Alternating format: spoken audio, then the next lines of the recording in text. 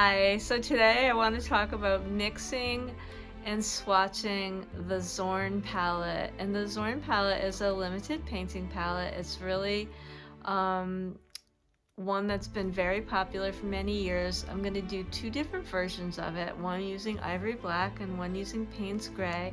And then I'm going to be doing a short portrait tutorial using these colors to do a short portrait study.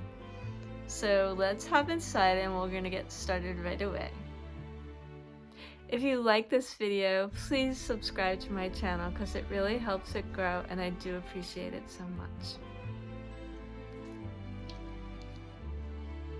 So I want to talk about two different limited palettes, both based on the Zorn palette, which is a very popular limited palette based on the artist Zorn, who used it very often in his paintings, although he did use other colors and he didn't invent it. It was used by other artists at the time. It was made very popular by Zorn, and it became associated with his name. Now, traditionally it uses yellow ochre, cadmium red medium, ivory black, and titanium white. There's another version, and the one I prefer, that uses Payne's gray instead of the ivory black. So ivory black in this limited palette is a very cool black, and so it leans toward the blue and it acts as blue as the third primary. I like Payne's gray a little better just because it has a blue tint to it already. It's very, very dark and acts as a blue and a black, and I just think the colors are a little brighter and nicer when you use the Payne. So I'm going to swatch both in my book, show you how it mixes, and then do a short portrait demo in this video.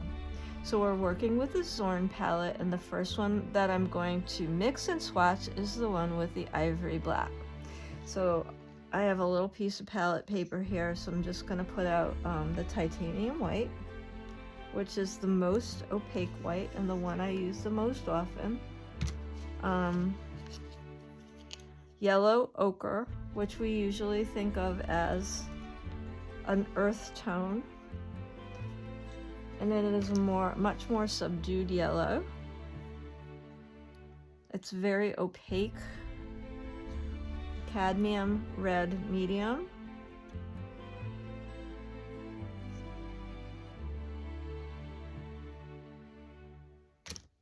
and the ivory black.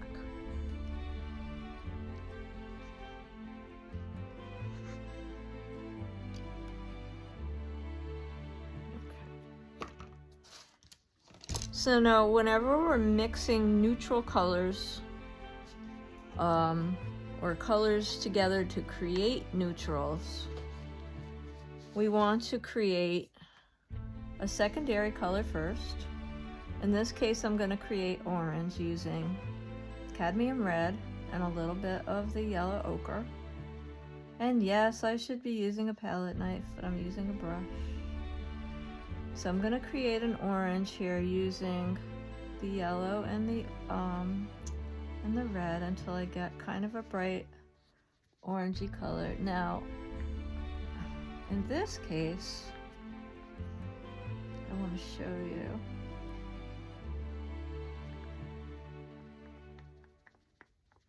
Now we're going to just take some of this orange mixture, and I'm going to show you how we get our neutral tones. I'm going to take some of this, put it in the center, and I'm going to add the black in very slowly until I get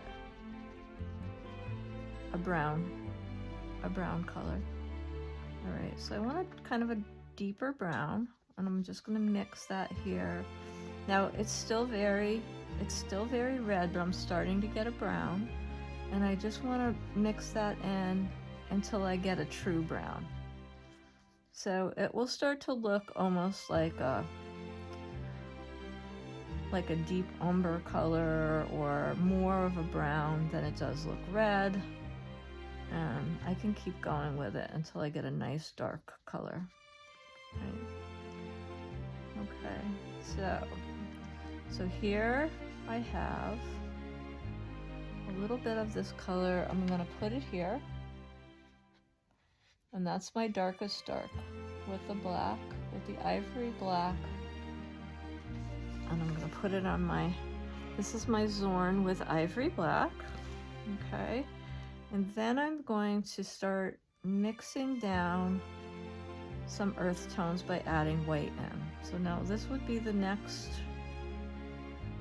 color, and I'm just gonna start adding some varieties and different values of tints, and we're gonna start to build earth tones. I mean,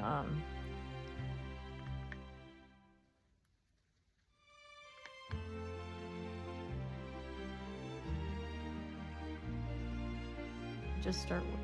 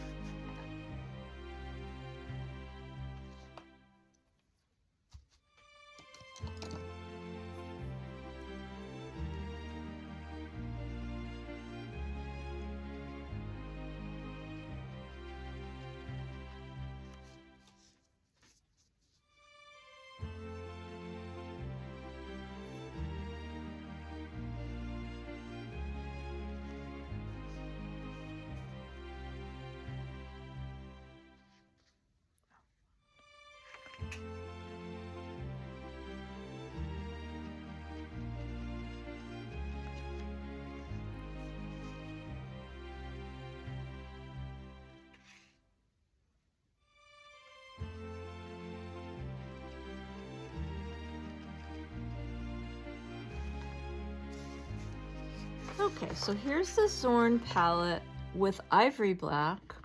We have titanium white, yellow ochre, cadmium red, and ivory black. And here I've mixed a variety of neutrals from dark to light, adding some extra cadmium red for a pinkish hue, a little bit more yellow here, and a little more black here. Okay, so that's our first palette. Okay, so we have the colors, they're laid out again. we're gonna do the same kind of swatching. I'm going to, I think, this time I'm gonna try to be a little bit more organized and get my colors, just pure colors, swatched in quickly.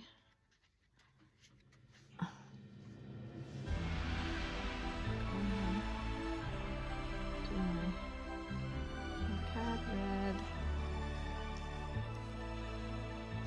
Okay, a little bit of my yellow here. Now the only big switch now is that we decided to change out the ivory for the Payne's Gray. Now Payne's Gray looks black right now, but when we start to push it out, it has a very blue, it's actually like the deepest, darkest blue. It's very close to like a manganese blue. Right, so you'll see the difference when we start mixing the colors up.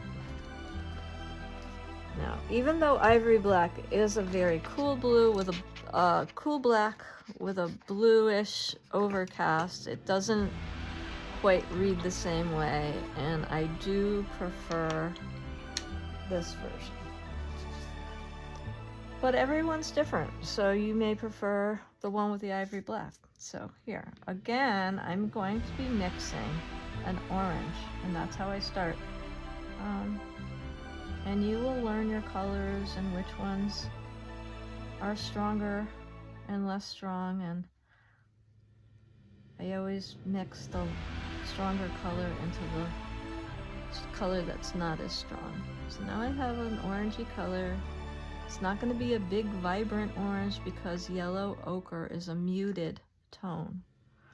Now I'm going to add what we're doing when we're mixing neutrals is we're always mixing complementary colors. So I created orange, and now I'm adding the color that's acting as blue. In this case, it's Payne's Gray. And I'm going to add just a little bit to it. Now, I start to mix it in, and until I get a neutral shade. Now right now, I'm getting a mustardy yellow kind of neutral, so I need a little bit more of the blue. Okay. If it starts to go green on me, that means I need more red. Okay. If it looks too orangey, I need more blue. Okay, so right now it looks a little bit too green, so I'm adding a little bit of red, and that should brown it up. Okay, so you always want to add the complementary color. When it starts to look green, the complement of green is red, so we add more red. Okay, now it's starting to look more brown, which is what we want. We want a neutral color, brown, okay? And that's helping, okay? That's what we do. We always add the complement to create the neutral color. Okay, so here's our base neutral. I'm gonna pop it into the sketchbook, into my swatching sketchbook, and that's where we're starting. So that's about where we're gonna start out, and now we're gonna start adding in white.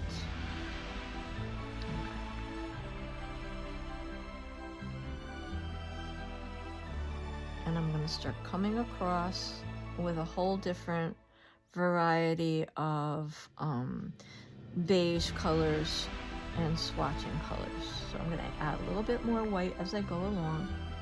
Okay. And then as I go into this, I'm going to add the different variations, a little bit more white.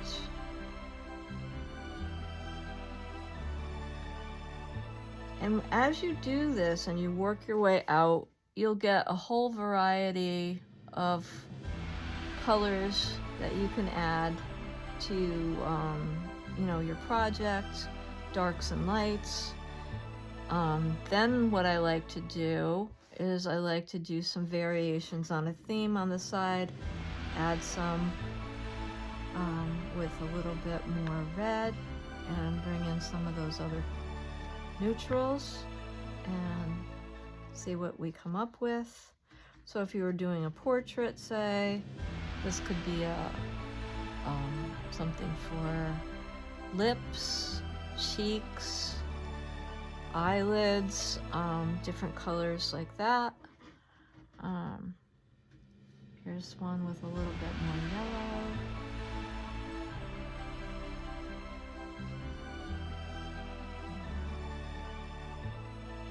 Actually, I have both in that and it looks beautiful. I'm gonna do another one of those.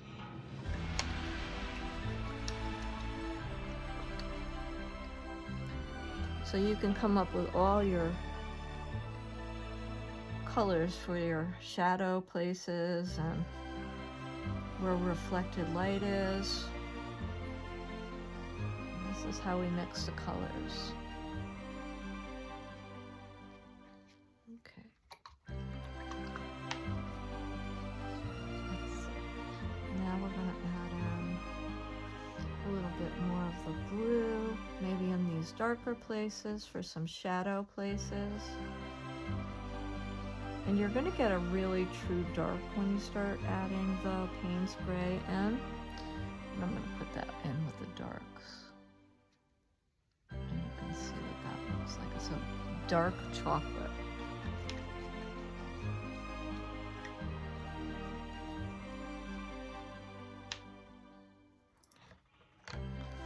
Okay.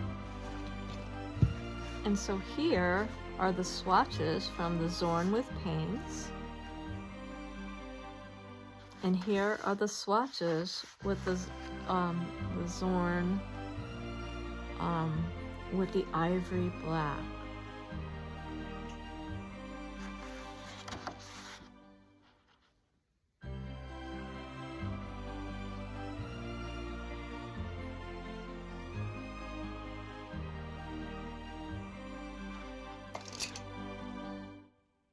So here I'm going into my sketchbook and I've done a little sketch for a portrait, and I'm going to be using the Zorn palette with the Payne's Gray.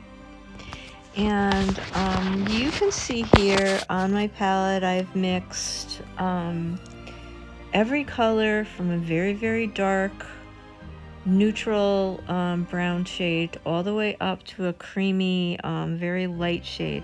Now I'm painting a Caucasian person, so I'm going to be adding more pinks into all of those colors because Caucasians have, like, most of the time have like a pink undertone.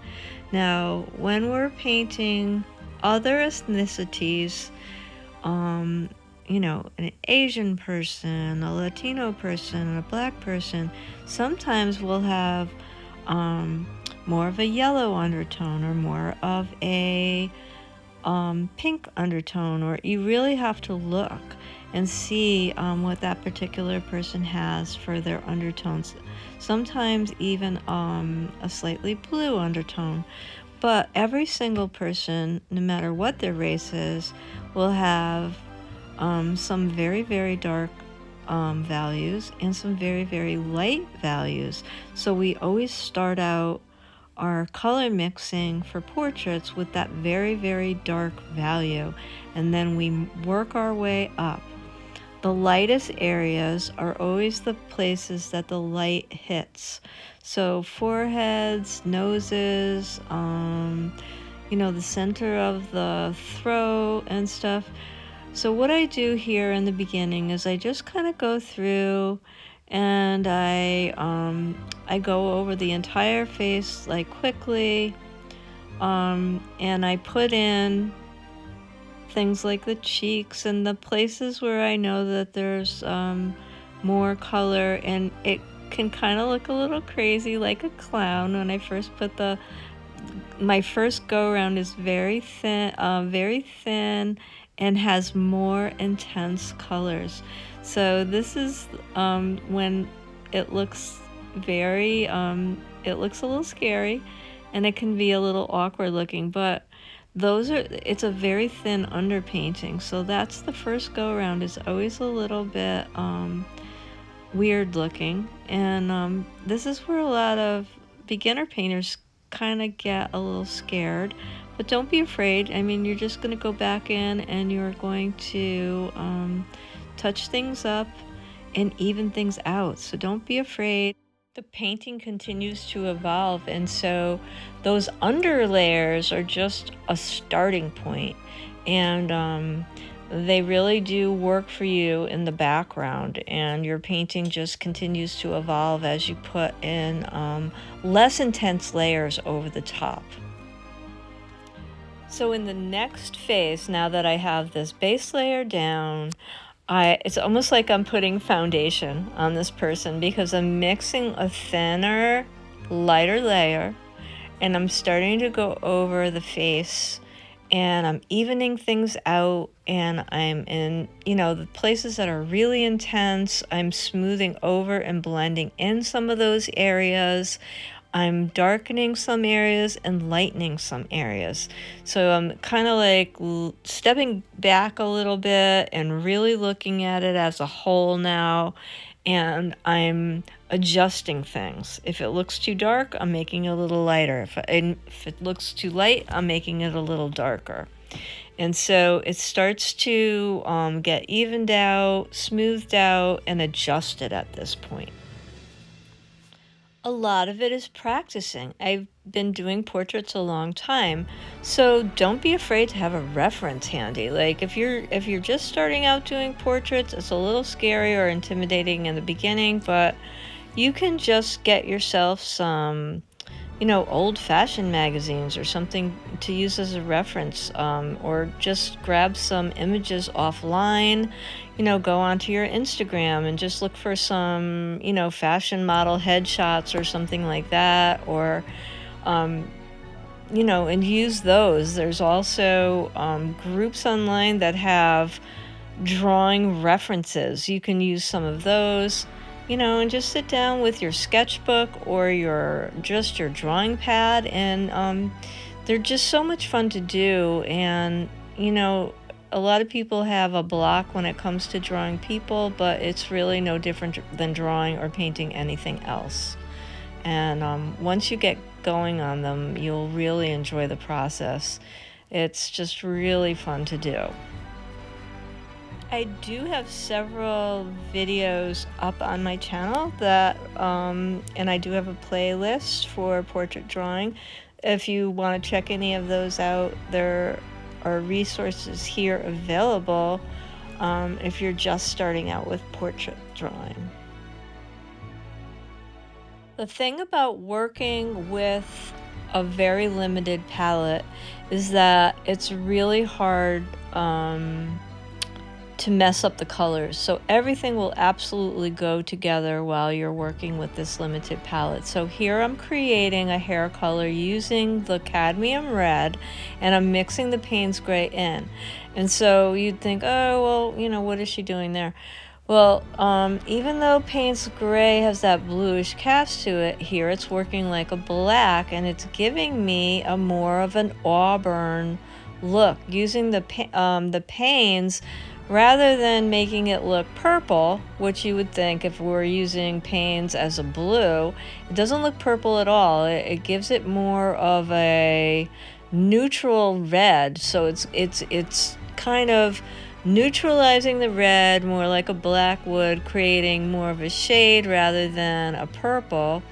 And it's creating more of a kind of a really nice auburn color hair, right? And so it almost looks like it has natural lines of little black in it, because I didn't mix it up like super well. And then it brought down the chroma of the red, the cadmium red, and it just gave it a really beautiful natural looking auburny hair. So it's every color that you use when you're using a limited palette will go with every other color that you're using. So here I'm going to just be adjusting the lips a little bit, and everything blends together seamlessly in a limited palette painting.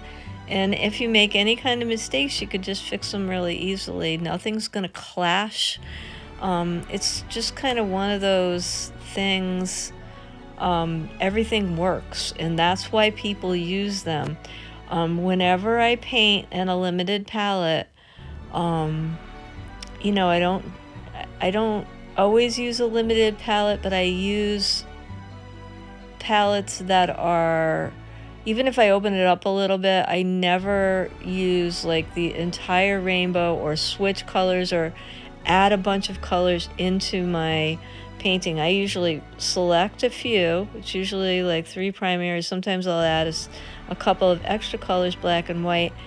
But if I use a strictly limited palette, I always get comments on the color palette. People will always say, and I hate to tell them, it's almost like cheating, because you really, by limiting the palette, you really are creating all colors that are harmonious with each other. There's really no way to mess it up.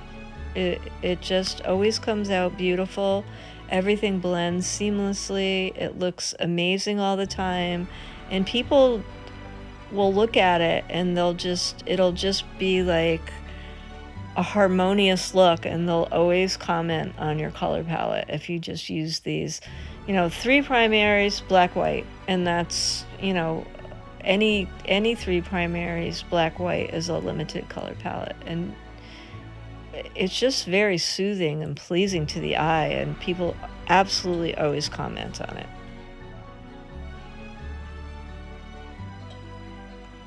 I'm still mixing and adjusting things. If anything doesn't look quite right, I'm still looking for those areas. I didn't feel like there was enough definition around the nose, and I wanted to bring that out a little bit more.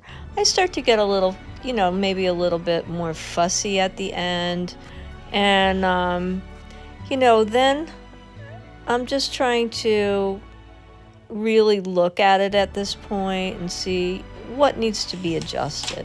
When I get to the end, this is just a quick study, and what I'm doing here is I'm just going to lay in some of that cadmium red, and just deal with her clothing at this point. And I'm putting that on just really loosely and using some loose brush strokes. And then I decided that her hair needed to come down a little bit more. And then, but this is an underpainting because I didn't want her clothing to be red, but I wanted to layer the color. So I just put this very loose, very, very loose underpainting, and now I'm gonna layer over that with the yellow ochre. I very often use underpaintings or underpaint with another color when I'm doing my painting, so that's what I'm doing here. The undercolor comes through and it looks really interesting, and that's why I do this. So rather than mixing these two colors together, I'm using them separately, and you'll still get the glow of the cadmium red through the yellow ochre, even if that yellow ochre is put on fairly thickly like I'm doing here. You're still going to see it coming through the other color, and it gives a very interesting effect, and it makes the colors vibrate and react with each other if you can have just a little of that popping through. And which colors you choose to do it with and how thickly you put them on, it all matters, and they all react differently together. But it's a very interesting effect, and you can pull through or scratch through with the end of your brush to get more effects, or play in any way you'd like. Please like and subscribe to my channel, as it really does help the channel grow, and I really do appreciate it so much. Thanks for being here, and please come again soon.